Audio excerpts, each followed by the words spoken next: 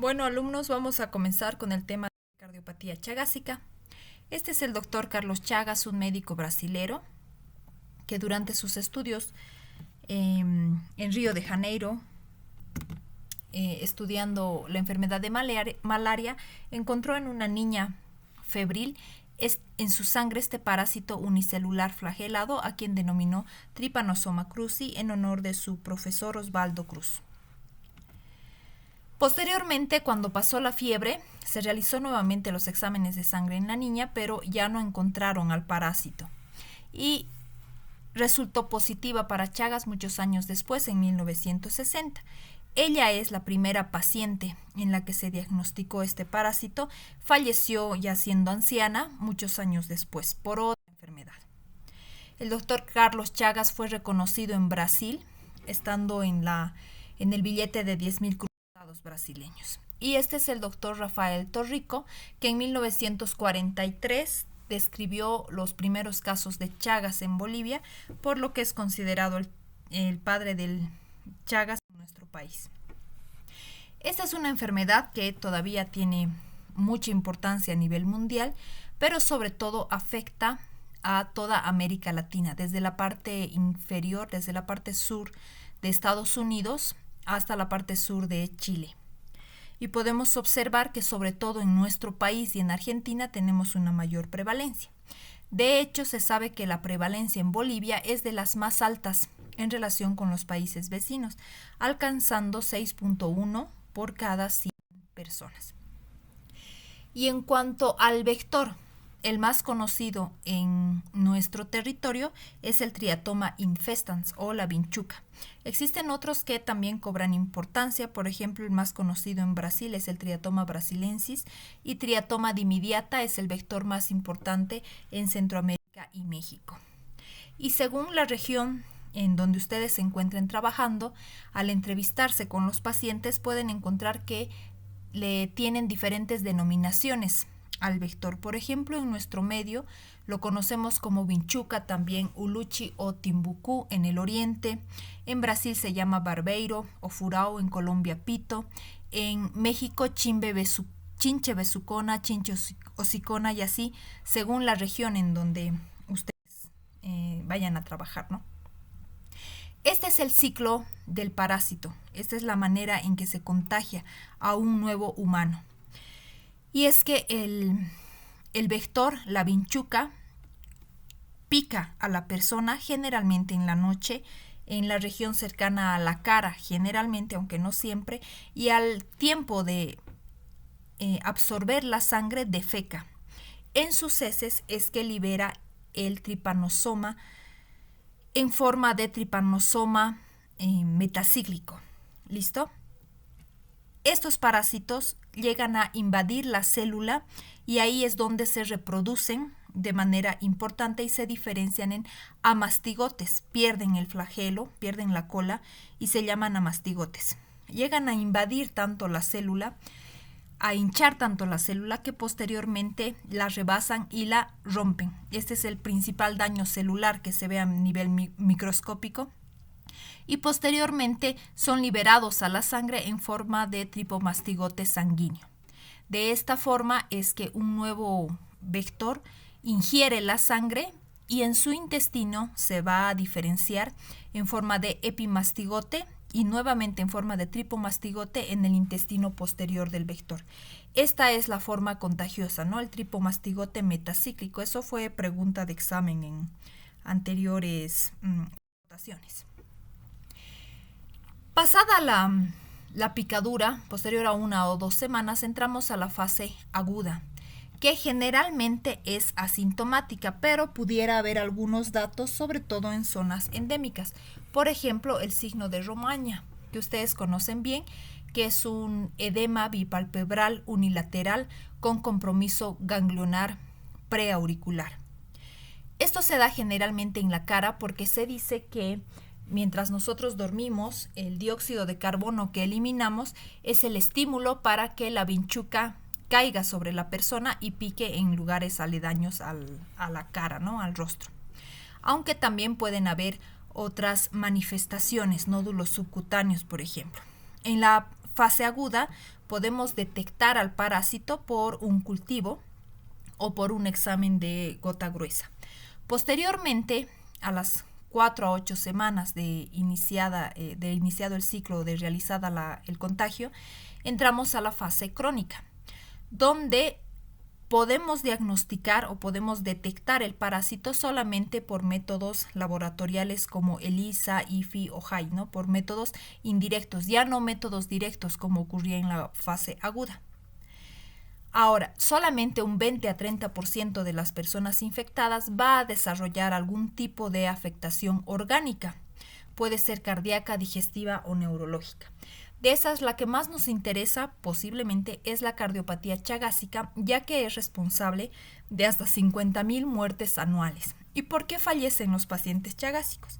El 60% de ellos fallece por muerte súbita cardíaca, 25% por insuficiencia cardíaca y un 15% por eventos tromboembólicos. La que acabo de describir es la forma de transmisión vectorial, que es la más común sobre todo en nuestro medio, pero existen otros tipos de transmisión de la enfermedad. Por ejemplo, la forma vertical, que es nada más que la transmisión desde la sangre de la madre a la sangre del feto a través de la placenta. Puede ser también una transmisión oral por el consumo de alimentos y bebidas contaminados con heces del vector. Puede ser a través de una transfusión o quizá por medio de un accidente laboral. Como les decía, la enfermedad de Chagas se divide en dos fases. La fase aguda, que generalmente es inaparente o puede ser aparente con los síntomas que ya hemos mencionado, y la fase crónica, que se divide a su vez en dos tipos: indeterminada, cuando no hay una afectación orgánica clara, o la clínica, con compromiso cardíaco, digestivo o cardiodigestivo. Aunque últimamente se han descrito otro tipo de compromisos, por ejemplo, compromiso neurológico, ya sea por eventos tromboembólicos, accidente cerebrovascular, disautonomía, alteraciones visuales o del sistema nervioso periférico, o también eventos tromboembólicos independientemente del compromiso cardiológico. Por ejemplo, en este artículo publicado en el año 2025 nos explican cómo es que se da los eventos tromboembólicos independientemente del compromiso cardiológico, porque es muy simple suponer que los fenómenos tromboembólicos en Chagas se dan por dilatación del ventrículo, por aneurismas. Entonces eso generaría un coágulo dentro del corazón que posteriormente puede migrar a cualquier parte del organismo. Sin embargo, se sabe que hay un efecto directo del Trypanosoma cruzi sobre el sistema nervioso central que podría incrementar el riesgo de stroke independientemente del compromiso cardiológico. ¿Y cómo es que se da esto? El Trypanosoma cruzi invade las células neurológicas y produce una inflamación local y también alteración de las células neurológicas, es decir, de las mismas neuronas donde tendría que duplicarse también y romperlas. Esto produce, sobre todo el evento inflamatorio, produce eventos trombóticos, ¿no? Y además, obviamente, el gran riesgo que implicaría el tener una cardiopatía de base. De hecho, hay actualmente scores de riesgo para estratificar si el paciente tendría riesgo de presentar un stroke, como por ejemplo este IPEC-Fiocruz, que toma en cuenta todos estos parámetros que ustedes ven acá para ver si el paciente necesita o no anticoagulación. Si nosotros lograríamos ver una célula infectada en el microscopio electrónico, lo que podríamos observar son estas vesículas, ¿no?, que se han llegado a romper para liberar al parásito a la sangre. Esto, al mismo tiempo, no solamente afecta la misma célula en su funcionamiento, sino también afecta a la microcirculación aledaña y también la degeneración de la inervación cardíaca. ¿Por qué? Porque el sistema nervioso parasimpático tiene una neurona postganglionar eminentemente intramiocárdica. Por eso es que al romperse estas células se afecta más que todo la inervación parasimpática que los pacientes con enfermedad de Chagas. Ahora, la fisiopatología de la miocardiopatía chagásica, la verdad es que es múltiple, ¿no? Hay dilatación y disfunción sistólica, pero al mismo tiempo existe disfunción diastólica en el corazón, existe un remodelado por esta formación de vesículas y fibrosis dentro del corazón. Puede haber tanto dilatación como hipertrofia, aunque lo más característico es la dilatación con el desarrollo de una miocardiopatía dilatada. Característicamente, ¿cómo se muestra el compromiso de la cardiopatía chagásica en el corazón? Tenemos 4 fenómenos importantes. En primer lugar, alteración del ritmo cardíaco. ¿De qué tipo? Cualquiera. Puede haber afectación del nodo sinusal, del nodo auriculoventricular, bloqueos fasciculares, puede haber también fibrilación auricular o fibrilación ventricular. Entonces, arritmias, la verdad es que de todo tipo. Por otra parte, anormalidades miocárdicas con afectación segmentaria de una región, o incluso puede haber aneurismas característicamente apicales o también en la base del ventrículo derecho. Por lo mismo, fenómenos tromboembólicos, sobre todo si hay una miocardiopatía dilatada o un aneurisma, pues hay mucho mayor riesgo de que se formen coágulos dentro del corazón. ¿Y cuáles son las alteraciones electrocardiográficas típicas de la cardiopatía chagásica? Acuérdense ustedes que posterior al nodo auriculoventricular tenemos el haz de His, que se divide en 2 ramas.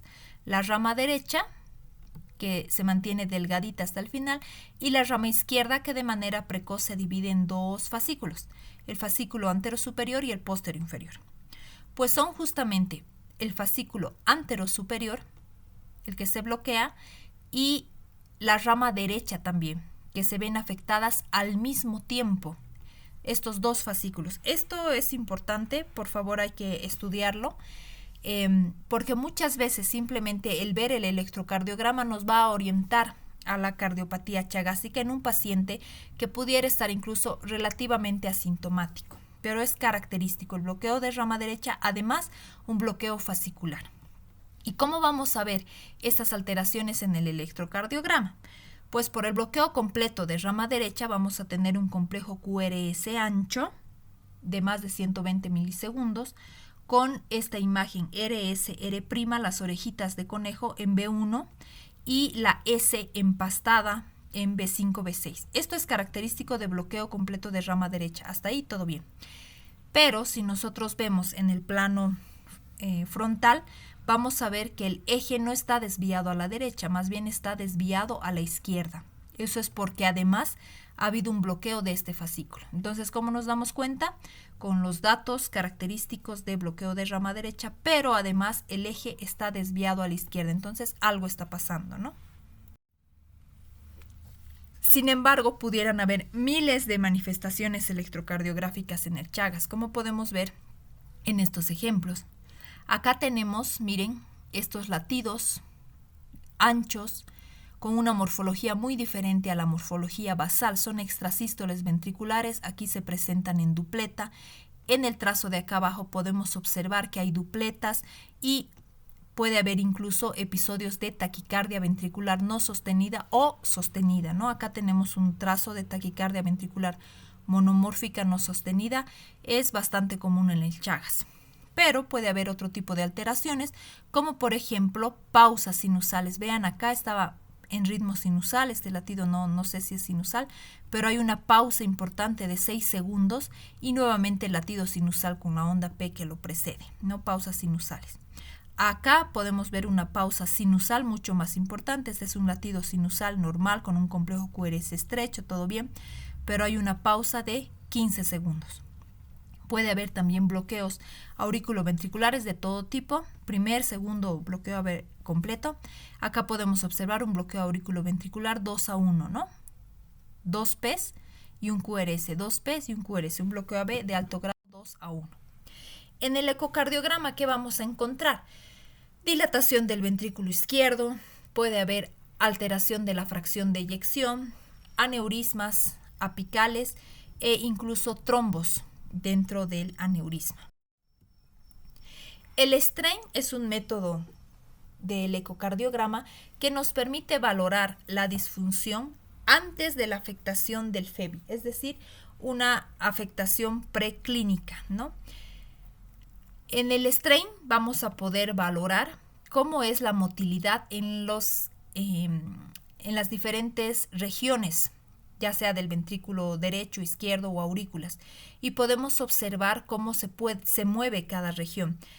Normalmente tendría que moverse todos como esta línea de aquí abajo, o sea, todos tendrían que tener el mismo tipo de movimiento, la misma onda. Sin embargo, podemos observar acá esta región pintada en amarillo que corresponde al septum, a la parte basal. Miren cómo se mueve, está totalmente asincrónico. Esta alteración en el strain nos permite ver el daño en el ventrículo izquierdo, en las aurículas, mucho antes de que haya dilatación o afectación de la fracción de eyección. ¿Y cuál es el tratamiento de la cardiopatía chagásica? Hay 4 pilares de tratamiento. En primer lugar, el seguimiento a todos aquellos pacientes chagásicos y la detección precoz de complicaciones. En segundo lugar, el tratamiento antiparasitario. Por último, el tratamiento de falla cardíaca y al mismo tiempo tratamiento de arritmias. Estos dos ya en pacientes cardiópatas, ¿no? ¿Cómo se hace el seguimiento en los pacientes con serología para Chagas positivo? Porque como les dije, solo el 20 a 30% de pacientes va a desarrollar cardiopatía. Entonces, a todos los pacientes con Chagas deberíamos hacer un seguimiento de manera periódica para así lograr determinar quiénes van a desarrollar cardiopatía chagásica. Si los diagnosticamos a tiempo, los vamos a poder tratar y evitar así su muerte. ¿Y cómo hacemos este seguimiento?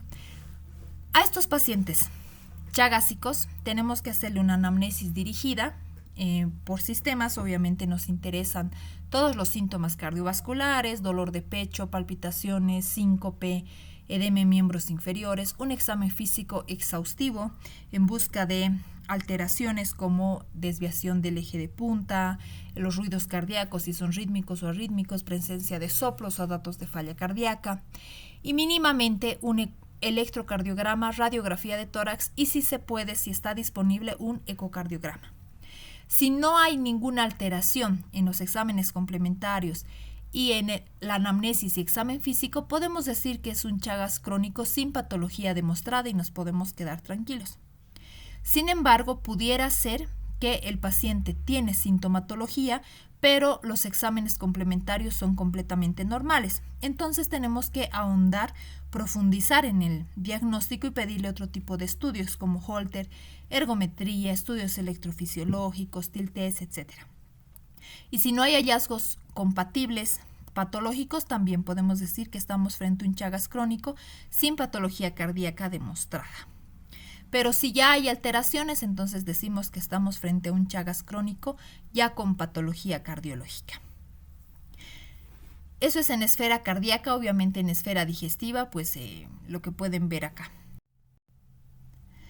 El tratamiento farmacológico. Tenemos 2 opciones actualmente, el benzinidazol y el nifurtinox, con las dosis que les muestro acá, según la edad del paciente. Y a tomar en cuenta también todos los efectos secundarios que pudieran tener estos 2 fármacos. Son un poco agresivos y tienen varios efectos secundarios, ¿no? ¿A quiénes se les debe realizar el tratamiento antiparasitario en Chagas? A todos los pacientes con Chagas agudo, es decir, en la fase aguda con signo de Romaña, en los que se ha detectado el parásito en sangre.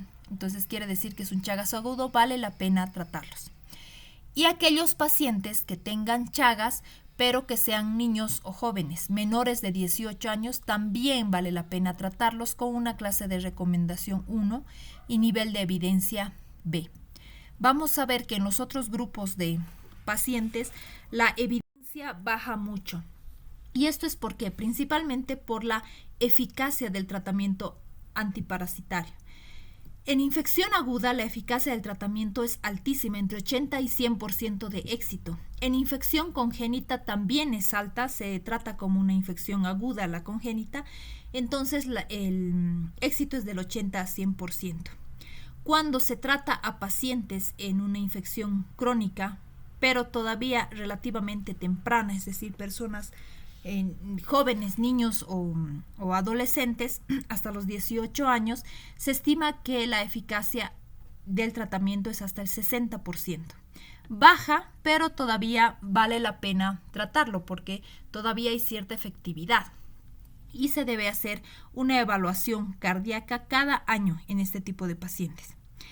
En adultos con infección crónica o pacientes con una cardiopatía chagásica ya establecida, no se conoce o no se conocía la eficacia del tratamiento antiparasitario. Este es un estudio ya que tiene más de 10 años, publicado el año 2015, es el estudio BENEFIT, es un estudio grande donde han participado también médicos bolivianos.